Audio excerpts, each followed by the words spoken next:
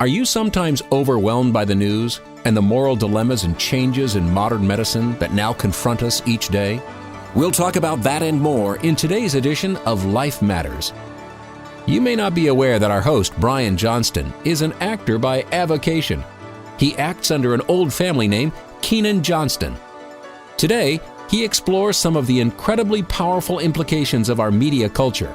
And now here's our host, Brian Johnston. Welcome back to Life Matters. We're your program on the right to life, on the culture emanates from that principle of a right to life and the battle of ideas that are raging all around us. That battle is a battle of ideas against the idea that there is a right to life. But the battle is very, very real because lives are at stake. Lives will be lost or lives will be protected depending on the ideas that hold sway. So this battle of ideas is critically important for you to understand, and it is all around us every day. Once you understand what the right to life is, you're better suited for that battle, and you can help protect others from bad ideas, from bad suggestions that the culture has in how to treat other human beings. It's critically important that you saddle up in this battle because lives are at stake. In Right to Life, we talk about the right of every human being. And this is a critically important principle. It's actually the basis of Western civilization. And if you haven't heard them, do go back to some of our other programs. You can go back on our podcast website where we talk about the basis of Western civilization. Essentially, Western civilization is built on a unique view of the human person. The idea that human beings are something special.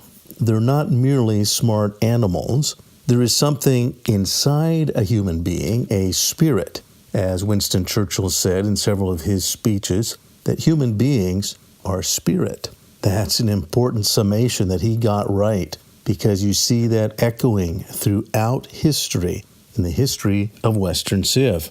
What we're going to do today, as I said, this is the program on life, on culture, and on the battle of ideas. Today, we're going to do some storytelling. And by that, you know that stories are very important for culture. You also know that we at Life Matters participate every year in Hollywood at the Life Fest Film Festival. Films are actually the stories of our culture. It's the storytelling. And whether you sit around, we don't sit around campfires like we used to. We usually sit around screens in our living rooms, and stories are told to us. Those stories have dramatic impact. Or sometimes we'll go off to a special place, a theater. Those theaters, not too many people go to plays anymore. I do recommend it, but most of the time we go to see movies. Well, those are stories that are presented, and I have to tell you, those stories do have a moral. Those stories do have a theme. They don't always tell you what it is. It's up to you to figure it out, to think about it, but it's there. And if you think about, if you're a Christian, how Jesus actually related to people, you know that Jesus, he didn't quote scriptures as often as we might think. He did. We know that he did, but in particular when he was speaking to demons and the devil and to Pharisees, religious people. Jesus would talk religious stuff. He would quote scriptures. When he was talking to normal people, Jesus told them stories. This is very important. Parables are very, very powerful because he was able to wrap up deeper significance. And that's what you have to train your mind and heart to look for, the deeper significance of a story. I recall in C.S. Lewis's Lion, Witch, and Wardrobe adventures, there was a certain point where Aslan, the lion, must be killed, and he gives his life as a ransom. This is a significant moment. And if you know the story, you know he is, of course, a type of Christ. And in talking with the White Witch and negotiating, she invokes the law. And in that story, the deeper principles behind reality, what is called the deeper magic of that world. And Aslan says, as an aside, that there is an even deeper magic, referring, again, not to magic as you and I mean it, the trickery, the sleight of hand, and even not the invoking of spiritual demons. Some people refer to magic that way. But in The Lion, Witch, and Wardrobe, what C.S. Lewis is talking about are the spiritual foundations of reality. And he says there's a deeper principle at stake. So when Aslan gave his life, if you know the story, you know the significance of that and how he redeemed not only for the sinful Edmund, he redeemed his life, but he actually came back with more power. And we know that's true of the type, the Christ that he typified. So today we're going to talk about stories, and they're very important. And in our culture, movies are, in fact, the modern parables, and they're all around us. Television is all around us. Storytelling is all around us. Even the news at times, when you get news programming, it's often a story, and you'll see a lot of people motivated by news stories about the shootings in Florida, about the use of guns there. This is a story that they're related over the news. A lot of people weren't there, but they heard about it, and they become motivated by what happened. And so we can see how messaging impacts what we do and what we think, even when it comes to the news. I am going to spend a little time. It may seem like a movie review, but it's so much more. When we come back, we're going to talk about one movie that came out recently. It actually came out in 2015, and it's still available online. And I, in fact, am going to recommend it. It's not really a quote-unquote faith film or a Christian story, but it is a life advocating film. And I want you to understand that and why it is a life advocating film and why it resonates with you and me and why it's something that affirms the right to life, an essential principle of Western civilization. And we'll talk about that program. That movie is called The Martian. We'll talk about that when we come back here on Life Matters. Life Matters continues after this. Life Film Fest is the creative outreach in Hollywood that's changing Hollywood and the culture. There's many films you've already seen that actually had their start at Life Fest in Hollywood, their premiere. But more than that, we work with people throughout the industry who want to creatively bring the message of life. Not just hit you over the head with it or preach to you about it, but creatively impact the culture so that hearts and minds of our fellow citizens understand the depth and the breadth and the warp and the woof of what the right to life really is. Be part of Life Fest Film Festival and make a difference. Every life does matter. Every life is significant. Find out about the exciting cultural change impacting Hollywood. Go to lifefilmfest.com. And now back to more Life Matters with Brian Johnston. Welcome back to Life Matters, your program on life, on culture, and the very real and present battle of ideas. Today we're actually doing a bit of film review. As I mentioned before the break, we're going to talk about a film that I came across quite by accident.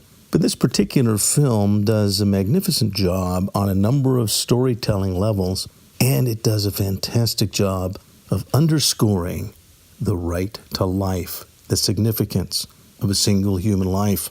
This film, The Martian, is a Ridley Scott film from 2015, and it starts off by having a likable cast, very experienced all-star cast. You're going to know a lot of faces if you look at this film. Matt Damon is Mark Watney. Jessica Chastain is the commander of the spacecraft. It's about a Martian spacecraft in the year, I think, 2035. Jeff Daniels stars as Theodore Sanders, the director of NASA. You're going to see a lot of space movie reminiscences there. In fact, even those two initial stars, Matt Damon and Jessica Chastain, were also in a futuristic movie about space travel. So it has a lot of similarities, but there's even more as you look at this movie. It's got comedian Kristen Wiig, as she plays a serious role. She is a NASA staffer. Sean Bean, you remember Sean Bean from many spy movies. You'll know a lot of the faces, Kate Mara and It's written very well and is written in a way that these characters are likable. Now, you may know more about those actors and actresses and may not like their politics, but in storytelling, that's not the issue. They're portraying a character. And in this particular story, I will cut to the chase. I don't want to tell you everything, but it follows a story arc. And if you've ever studied literature, you know that stories need to have a story arc. They can't be flat. Something has to happen. There has to be some kind of conflict. And the conflict that takes place is that a team goes to Mars for exploration purposes, and they have to leave early because of a storm on the planet. One of their crew members, portrayed by Matt Damon, appears to be struck by some materials, and he looks like he's dead. They have to leave, and they leave him, and they now must travel months to get back to Earth. Well, it turns out, skipping ahead, that no, he actually was not dead. He's able to strugglingly bring himself back to the station on the planet. He was able to remove the objects that had gone into his gut. And we see Matt Damon alone on the planet Mars. Now, the whole movie is about his experience alone on Mars, but it's about so much more. And I think you'll appreciate, if you do see the movie, the heroic nature of the efforts taken on behalf of Matt Damon to save his life. Again, if you travel, even in today's technology, if you travel to Mars, it's going to take months and months each way, and it takes a lot of preparation. And that theme is underscored in this film. So saving him seems rather unlikely. It's an unlikely result, but that's the story. And the story comes back again and again. This film is a reflection of Western civilization's values, its highest values. And by that, I'm not talking about the technology. The fact that there's technology present is not the best expression of Western civilization's rise. And again, if you've listened to our program, or if you even study history, you know that Germany was the most technologically advanced culture of its time. And yet, after World War II, the rest of Western civilization, the other allied Western cultures, did something unique in human history and had a trial in which they found those very technologically advanced Nazis who had ruled Germany. They found them guilty of crimes not against France, not against the Low Countries or Poland, or against the people of the Czech Republic and Hungary. That was not the crime because, again, Europe had been attacking one another. Countries had been invaded for a long time in Europe, but there was something different in the Nazi regime. They were routinely killing their own citizens. This treatment of their own citizens is what was at stake in the Nuremberg trials. So when we talk about this movie as reflecting Western civilization, it's not because it's a science fiction and there's great advances in technology. It is not technology that reflects the great value of Western civ. In fact, there's many indications that other cultures have developed technology. It is not the development of technology or metallurgy that makes us great. It is a more essential principle, and that is the idea that the human person has great significance and great value. So I'm going to skip ahead, and long story short, after a lot of rising and falling action, again, that's what makes a movie interesting, to be honest, or any story interesting. If you look at any one of Jesus's parables, there's conflict. There's rising action and falling action, and then more rising action, and the response of individuals in the story to conflict, and our response to those stories. So it's a great story, this film, The Martian, but it has a deeper message, and that is the commitment of others. And at a certain point, it actually is the commitment of all of society to saving the life of that one isolated individual. And several times it's mentioned, and something that I've heard in other contexts from others, and that is this worth it? Is it worth saving this person's life? Is our extra effort actually worthwhile? This is an important question, and I think it's a question that should be asked. How we address it and how we answer it is what helps define us. So I think you'll enjoy that movie, The Martian, because of its storytelling power. It is a likable movie. If it's not rated G, it's at least PG. It's wholesome for the whole family, so I'd recommend that. But on a deeper level, the reason I recommend it is because of the theme of the value of each and every life.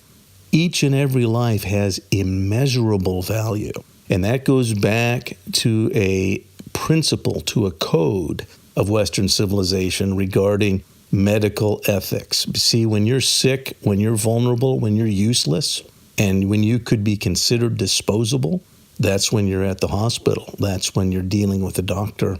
And the Hippocratic Oath, more than 3,000 years ago, doctors swore that no, even if they could and easily do it, and doctors can. Doctors are the best trained to dispose of human beings.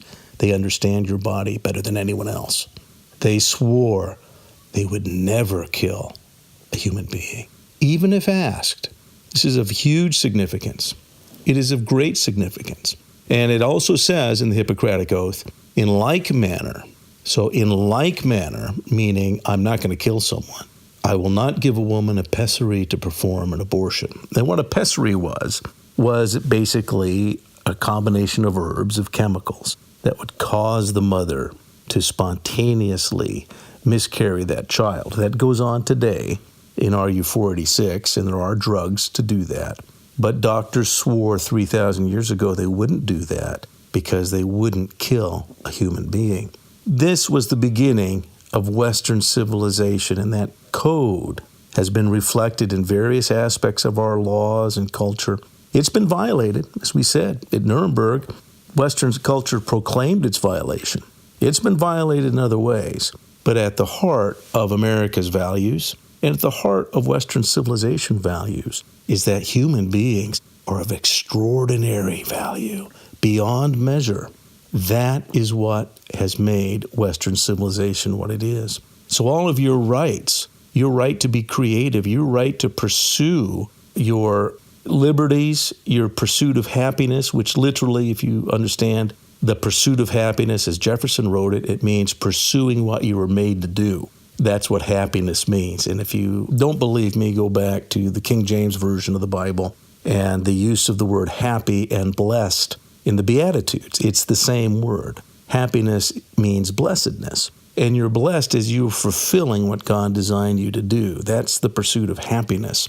But you can't pursue what you're designed to do if you don't have the right to be alive, if those with the power to take your life can take it. So the right to life is a basic premise of our values as a culture. The right to life we literally have taken from the founding documents of the United States. And the United States was founded as a distillation, all of Western civilization at that moment. Those gentlemen were learned British gentlemen that could create a brand new society, and they decided to look at all that had gone before them and refine it down to that premise that human lives have value, not given by the government, but given by God, and that the duty of government was to protect human lives first and foremost, and then the rights that emanate from those lives. This is so essential.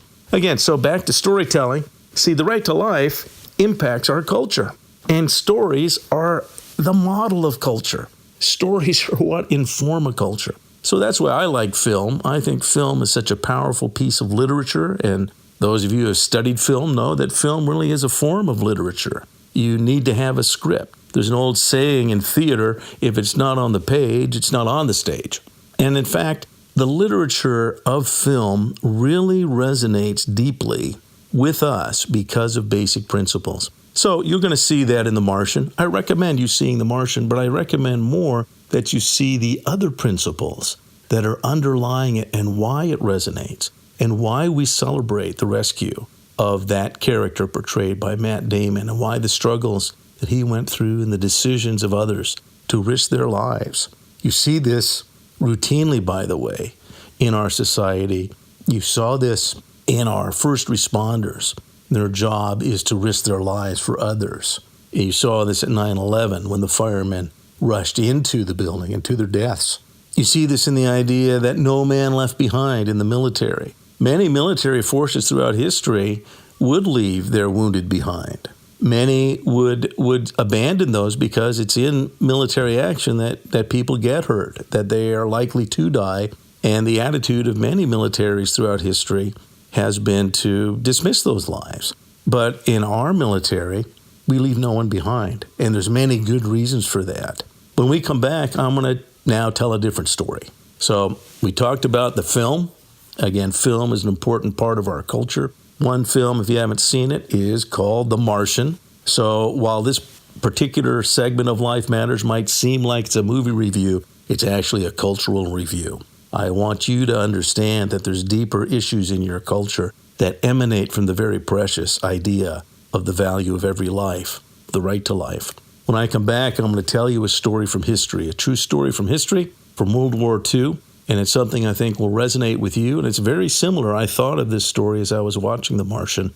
And it's why we as a culture are committed to individual lives, particularly the weakest among us. We'll be right back after this. You're listening to Life Matters. Hi, I'm Kevin Sorbo, and I was very excited when I heard about LifeFest Film Festival. LifeFest is the film festival dedicated to showcasing films that affirm the intrinsic worth of innocent human life and the profound significance of each life. One seemingly insignificant person can in fact change the whole world in which he or she lives. That one singular life ends up being of vital importance. I'm so glad to hear that you are cherishing that in this film festival and are committed to artfully and creatively protect the lives of those who can't possibly promote themselves. Life Film Fest is dedicated to bring the message of life to Hollywood and to our culture. Go to lifefilmfest.com and get your tickets now. That's lifefilmfest.com. Find out about the exciting cultural change impacting Hollywood. Go to lifefilmfest.com. And now back to more Life Matters with Brian Johnston. Welcome back to Life Matters. I told you before the break I was going to tell you another story, and this story is from World War II. World War II aficionados may be aware of this one, but it's one that I read years ago in Reader's Digest as a kid, and it fascinated me. It has to do with rescuing pilots that have been shot down, a particular pilot by the name of Don Brandt. And Don was flying a Navy Hellcat over Guam, held by the Japanese forces, and he was hit with flak. And he had to go down. He went down in the water about a mile from the beach. And cutting to the chase, he was able to get out of the plane and was floating. Another Hellcat flew by, and they threw him a life raft. His life raft had gone down with the plane. So he was able to crawl into the life raft. But what was happening is the Japanese from the beach were shooting mortars and their rifles at him, trying to take pot shots. Interestingly enough, the day before he had been briefed on a new rescue exercise whereby submarines would not surface if there were enemy nearby, but they would come, and if you did it just right, they would raise their periscope, and traveling at 3 knots, which is as slow as the submarine could go, they would get as close as they could to the pilot's raft. And his job then was to hook a rope over the periscope. They would then pull him out to sea away from the enemy and then surface and rescue him.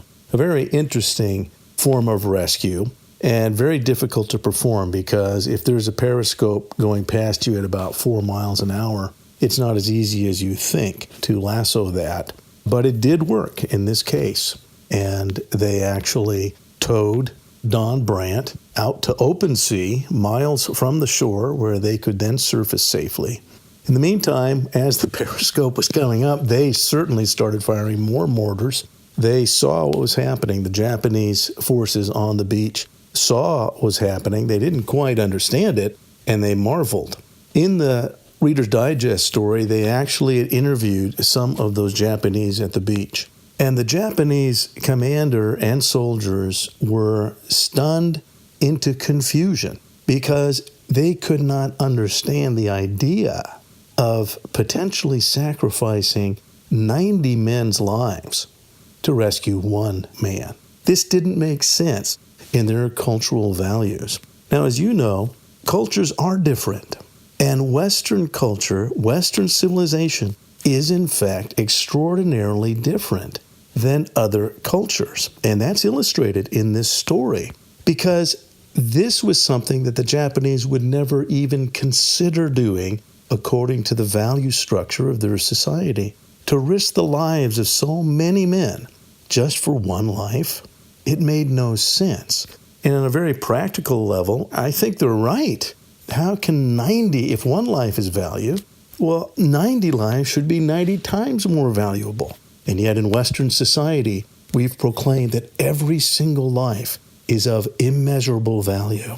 That, my friend, is a precious gift. Western civilization is a precious gift that's been given into your hand. And right now, there's a battle for that very principle. The battle for the right to life is the battle for Western civilization's values. And if we lose it, if we can kill babies at will, if a child is handicapped and we can throw that child out, if an elderly and sick person can simply be killed by their physicians, we have lost this precious gift that we've been given. You're in a very real battle. I want to urge you right now to engage in this battle. Make sure that you stand for the right to life of every individual, particularly the most vulnerable among us. You're listening to Life Matters, your program on the right to life, on culture, and the battle of ideas. It's a real battle. It's not a metaphor, because lives really are lost or they're saved because of the efforts of you and others. And remember, if you're standing for the right to life, the facts are on your side. And facts are terrible things to waste. You know, if you're listening in, please remember that we're on the air because of your help. If you could help us out, tell us what station you're listening on, or if you're listening to podcasts, we want to make sure we're meeting your needs. Let us know if you have any questions or comments. You can write to us at P.O. Box 935, Sacramento, California, 95812. Or if you'd like to call the pledge, you could call 800-924-2490, 800-924-2490. And if you have any questions, feel free to include those as well. To subscribe to the Life Matters podcast, go to lifematters.life, where you'll find out a lot more about life, culture, and the battle of ideas. Life Matters is a production of the California Pro-Life Council, the state affiliate of National Right to Life. Wherever you are in the nation, you can find out more at National Right to Life. You can find vital pro-life information and also find the access to your state and local Right to Life affiliate. Get informed and get involved.